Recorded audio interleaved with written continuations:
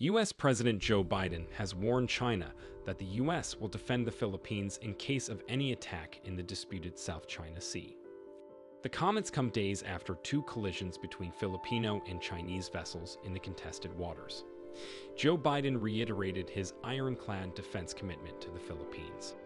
Manila has contested Chinese claims to the waters, cutting floating barriers and inviting media to film what it calls Beijing's dangerous moves at sea. Mr. Biden's statement on the South China Sea on Wednesday was his strongest since tensions between Beijing and Manila heated up in recent months. I want to be clear. I want to be very clear. The United States defense commitment to the Philippines is ironclad. The United States defense agreement with the Philippines is ironclad, he said. Signed in 1951, the Mutual Defense Treaty binds the U.S. and the Philippines, its former colony, into defending each other in the event of an armed attack. Any attack on the Filipino aircraft, vessels, or armed forces will invoke our Mutual Defense Treaty with the Philippines, he added in his speech at the White House on Wednesday as he welcomed Australian Prime Minister Anthony Albanese.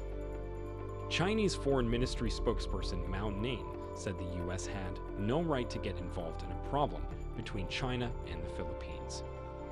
Should the U.S. defend the Philippines, its actions must not hurt China's sovereignty and maritime interests in the South China Sea, she told reporters in response to a question on the statement. On Sunday, the Philippines said China's dangerous maneuvers had led to a collision between a China Coast Guard ship and a Filipino supply boat in an area that falls inside the Philippines' exclusive economic zone, EEZ. In a separate incident, Manila said a Chinese militia boat bumped a Philippine Coast Guard vessel. The Filipino boats were on their way to a crumbling Navy warship that Manila had marooned at the Second Thomas Shoal to reinforce its claims. The Philippines Defense Minister, Gilberto Teodoro Jur, said the Chinese boats intentionally hit the Philippine vessels and accused China of distorting the story to fit its own ends. Mr. Biden echoed these claims, saying the Chinese vessels had acted dangerously and unlawfully when the collisions happened. The Philippines is an important strategic ally of the U.S. as it borders two potential flashpoints in the Pacific, the South China Sea and Taiwan. Since President Ferdinand Marcos Jr. took office in June 2022 and revived the Philippines' alliance with the U.S., Filipino authorities have become more aggressive in contesting China's actions in the South China Sea.